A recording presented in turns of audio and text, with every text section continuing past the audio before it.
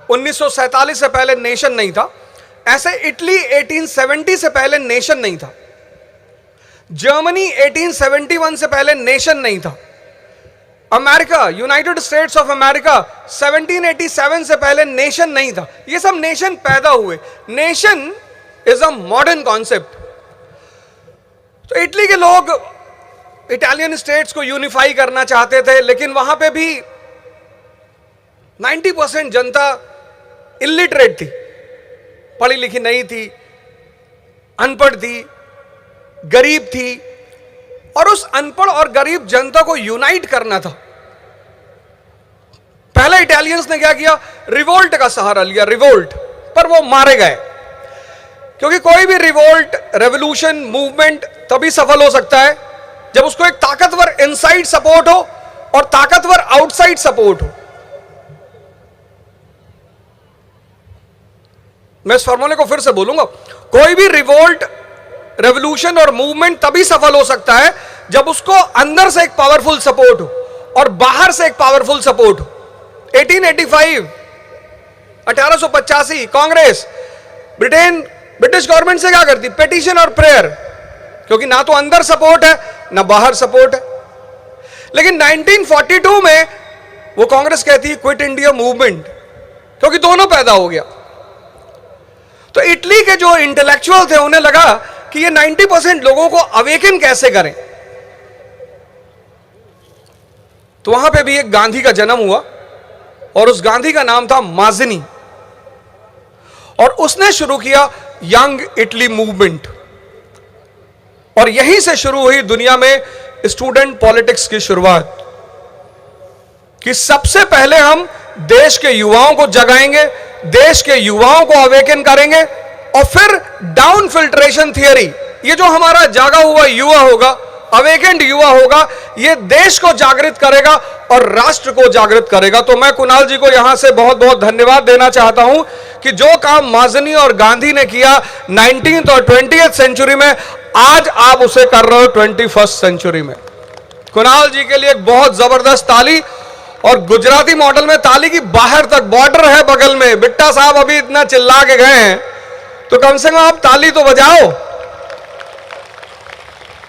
इतना उन्होंने आंख दी आपको। तो ये थी स्टूडेंट पॉलिटिक्स की शुरुआत। दूसरी बात, एक गुजराती हैं गांधी जी, जिन्होंने इस देश की आजादी में बहुत बड़ी भूमिका निभाई, बहुत बड़ी। मतलब पूरी दुनिया की लीडरशिप जब भी इंडिया आती है तो कहीं जाए ना जाए, गांधी जी की समाधि पर बहुत जरूर जाती है, उस पर मैं बाद में चर्चा करूंगा। और दूसरे गुजराती जो आजकल पूरी दुनिया में छाए हुए हैं, वो है हमारे आदरणीय प्रधानमंत्री नरेंद्र मोदी जी, और बड़ा अच्छा काम उनके काल में हो रहा है। श्री राम मंदिर का निर्माण पूरा हो चुका है और 22 जनवरी को वो सबके लिए खुल जाएगा। लेकिन मैं यहां से रिक्वेस्ट करूंगा, राम किसी एक के नहीं है, Ram is a concept, Ram is a formula. किस चीज का फॉर्मूला? कि जो आदमी घर से निकलेगा, त्याग करेगा, तपस्या करेगा, वो श्री बनकर निकलेगा, प्रभु बनकर लौटेगा। यही है श्री राम का concept. The law of conversion of human being into a super being, super। तभी तो कश्मीर के पोएट हैं मोहम्मद इकबाल, उन्होंने कहा पैगंबर हिंद। उन्होंने ये नहीं कहा पैगंबर हिंदू, पैगंबर हिंद। हिंद के पैगंबर हैं क्योंकि वो सिद्धांत बताते हैं ट्रांसफॉर्मेशन का। अब हम इस बॉटल से कहें कि अरे बॉटल तू बदल जा, तू बदल के प्लास्टिक का फूल हो जा, अभी तू बॉटल है और बॉटल के रूप में पानी पीने के बाद लोग तुझे डस्टबिन में फेंक देंगे, तू कूड़ेदान में पहुंच जाएगी। लेकिन अगर तू बदल जाए और प्लास्टिक का फूल बन जाए तो किसी अमीर आदमी के घर के ड्राइंग रूम में भी जा सकती है। तो क्या ये बॉटल बदलेगी? अगर हम इस बॉटल को खूब बड़ी बड़ी बातें सुनाएं, बड़ी बड़ी बातें कहें, तो ये बॉटल बदलेगी? नहीं बदलेगी।